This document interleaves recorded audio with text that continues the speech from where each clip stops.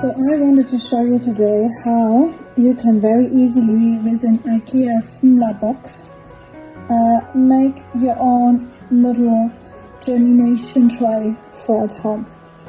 So first you can use really any IKEA germination tray like the one I have here.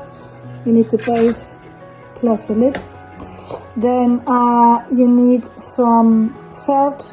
I use just some like here. Then somewhere where you can put your plants in. I'm just using this one here, but you can even use it without. There's really no problem with that. So yeah. So first what we're doing is we're using felt, any color does, and cut it to the right size. This one is roughly the right size, doesn't have to be exact, just so that it fits. So, then gonna put it in our little box. Take some water and make it wet.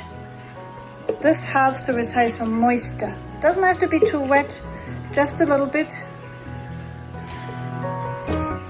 so that some humidity comes in. It's almost too wet, but that's okay. Then we take our little tray, or as I said, you don't need to do with this one.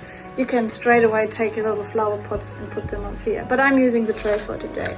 Again, I measure it, how much I need. Just need to cut up a little bit here, and it will already fit.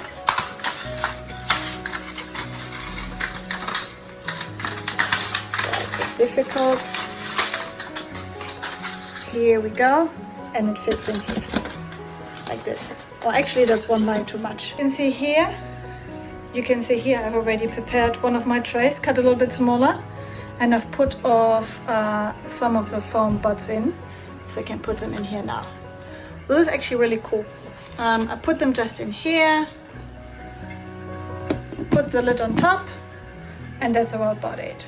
And the very good thing is about the system is you can put a grow light really close on top, or you could even put it in the windowsill, and due to the concentration it doesn't dry out. Alternatively, as I said, you can just take the cubes, soak them nice and full, and put them in just like this.